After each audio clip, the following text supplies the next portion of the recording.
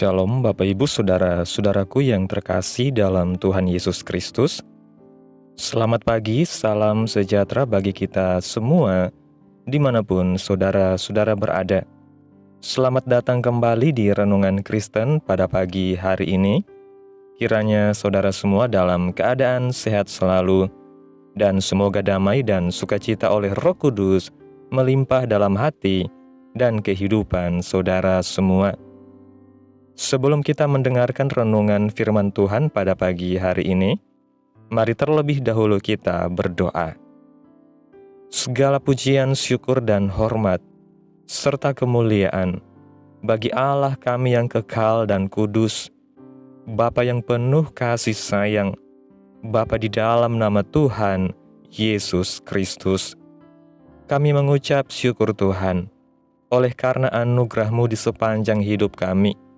Hingga pada hari ini, kami boleh ada sebagaimana kami ada. Semua karena berkat dan anugerah Tuhan dalam kehidupan kami. Pada pagi hari ini ya Tuhan, kami akan mendengarkan firman-Mu. Berfirmanlah ya Tuhan, jamah setiap hati kami.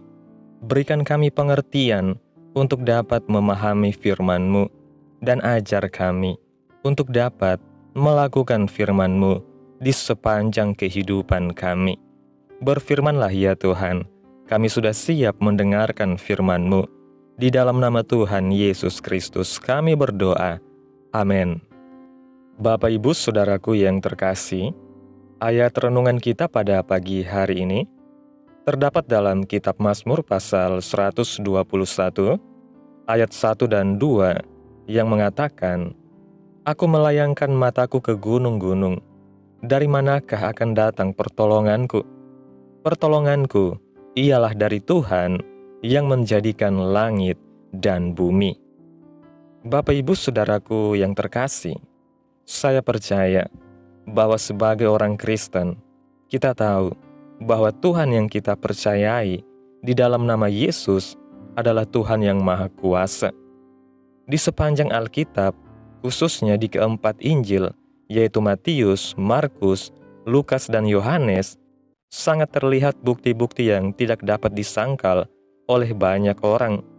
Dia membuat mujizat air menjadi anggur di Kana dengan kualitas air anggur yang terbaik.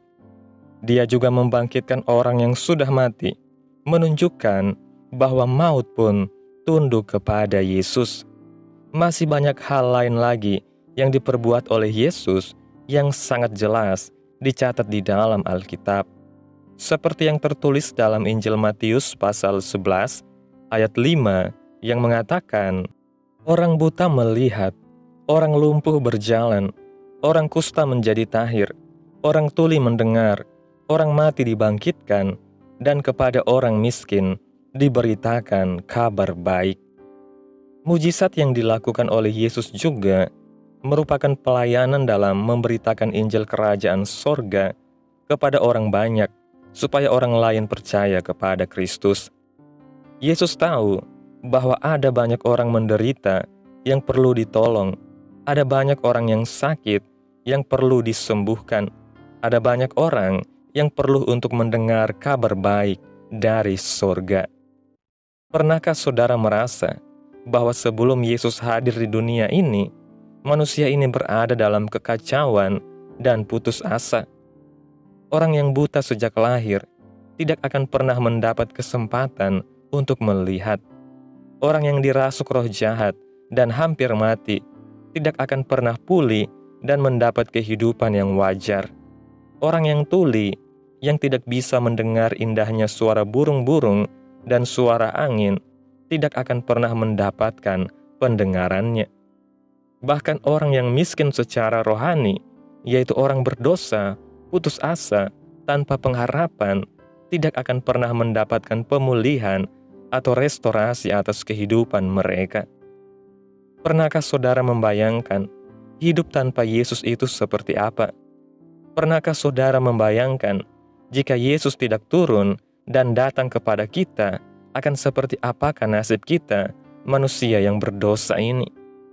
Namun faktanya, Dia rela turun dan menjadi manusia hanya untuk menyelamatkan kita yang berdosa. Dalam Injil Yohanes pasal 3 ayat 16 mengatakan, "Karena begitu besar kasih Allah akan dunia ini, sehingga Ia telah mengaruniakan anaknya yang tunggal, supaya setiap orang yang percaya kepadanya tidak binasa, melainkan beroleh hidup yang kekal." Tidak satu pun yang bisa menghalangi apa yang Yesus ingin perbuat kepada kita. Tidak satu pun yang bisa menghentikan berkat yang ingin Ia curahkan kepada kita. Tak satu pun kuasa dan pemerintah yang dapat menghalangi kuasa Allah bekerja di dalam kita.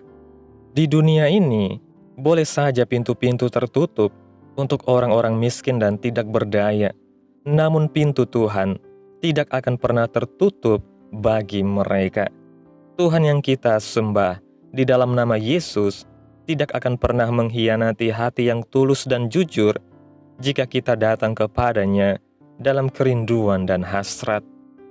Dunia boleh mengabaikan kita dan tidak mengacuhkan kita, namun ketika saatnya tiba untuk Dia menolong kita, maka Yesus pun akan menolong kita.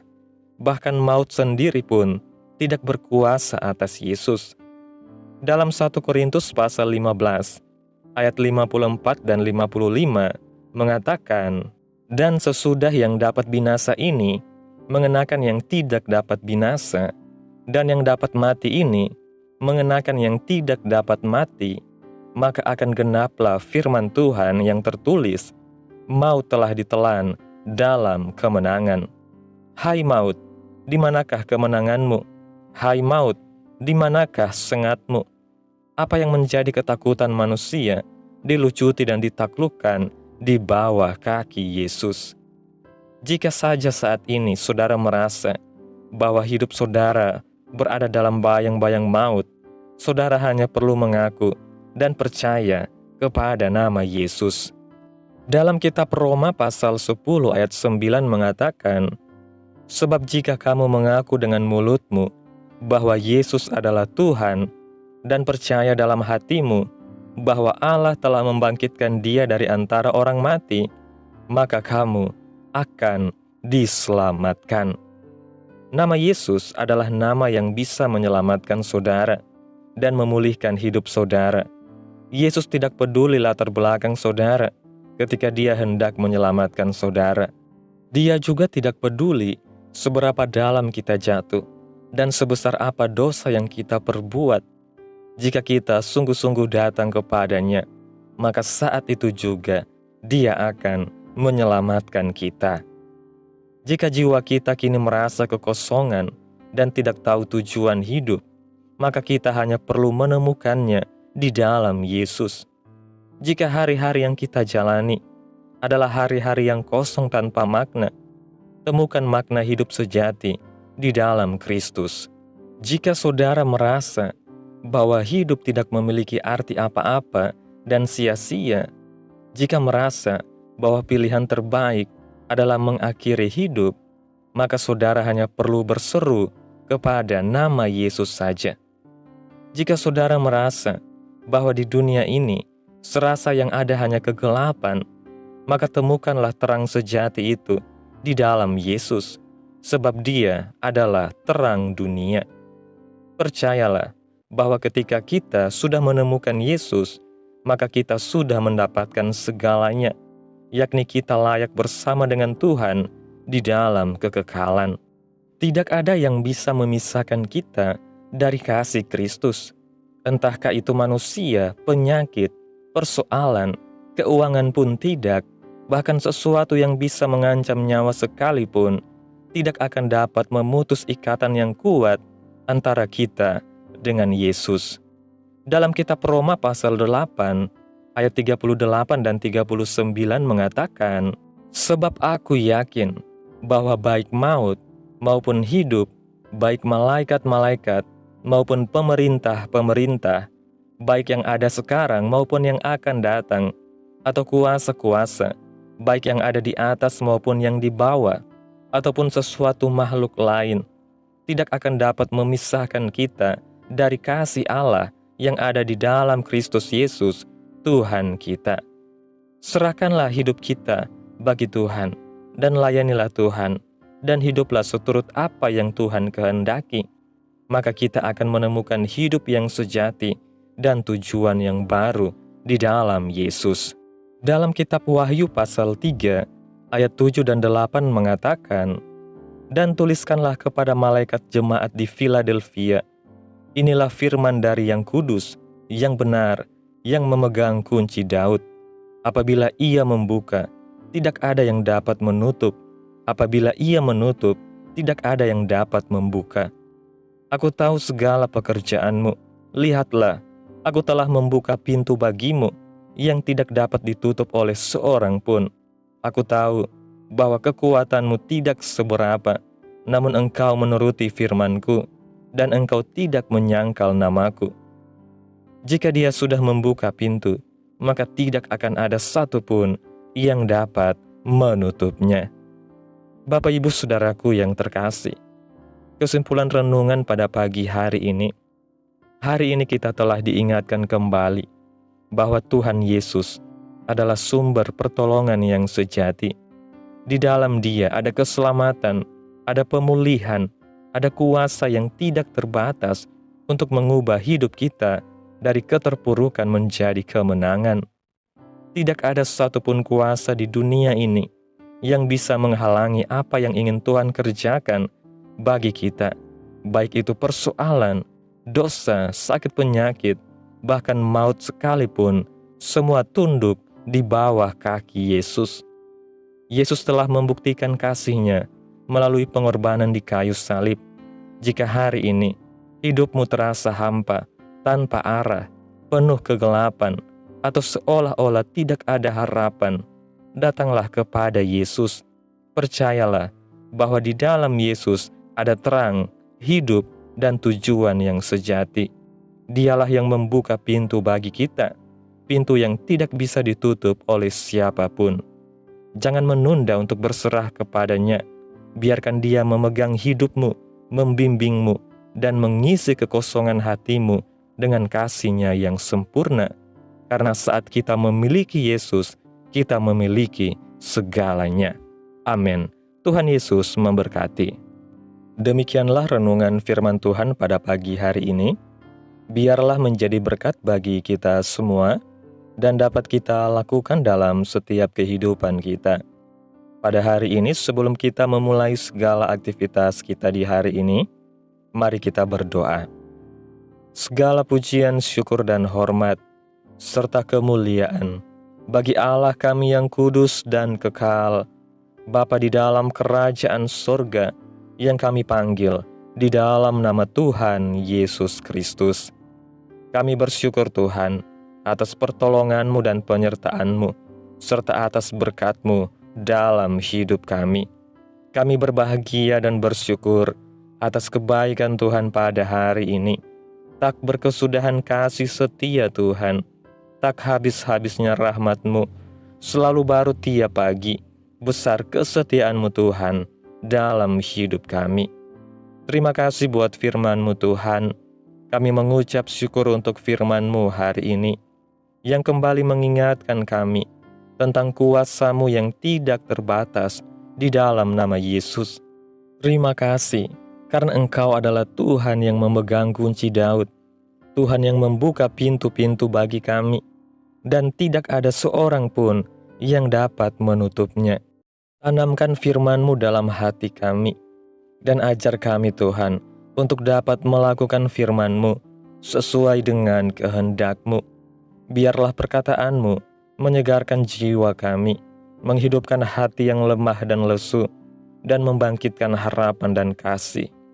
Berkati umat-Mu yang sudah mendengarkan firman-Mu hari ini. Berkati di setiap saat, tempat, dan kondisi hidup mereka, agar senantiasa selalu merindukan dan membutuhkan firman Tuhan sebagai pelita kebenaran yang memerdekakan dan penghiburan yang menguatkan. Ajarilah kami bahasa firman-Mu dan bimbinglah kami untuk selalu hidup sesuai kehendak-Mu, agar kami selalu dekat kepada-Mu. Terima kasih Tuhan, buat kesempatan hidup yang masih Engkau berikan. Kami mau pakai untuk hormat dan kemuliaan nama-Mu. Segala pergumulan dan persoalan hidup kami serahkan di dalam tangan-Mu. Engkau yang akan menyelesaikannya bagi kami. Kami hanya berharap kepada-Mu.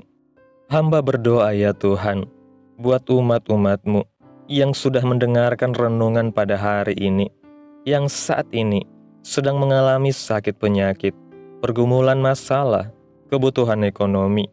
Kiranya Tuhan jamah kehidupan umat-umat-Mu, sembuhkan sakit penyakit mereka, pulihkan keadaan umat-umat-Mu, berkati perekonomian mereka, serta berikan jalan keluar dalam setiap pergumulan masalah yang umat-umat-Mu sedang hadapi. Dan ajarlah kami ya Tuhan, untuk selalu berharap dan percaya sepenuhnya kepada Tuhan Yesus. Kiranya Tuhan Yesus terus memberkati kehidupan kami, keluarga kami, sanak saudara kami, daerah tempat tinggal kami, bangsa dan negara kami, pemerintah-pemerintah kami. Biarlah semuanya dalam perlindungan-Mu ya Tuhan, dan jadilah sesuai kehendak-Mu yang terbaik dalam kehidupan kami. Pada pagi hari ini ya Tuhan, kami anak-anak-Mu akan melakukan berbagai aktivitas. Kami akan bekerja dan menjalankan tanggung jawab kami. Kiranya Tuhan yang mampukan.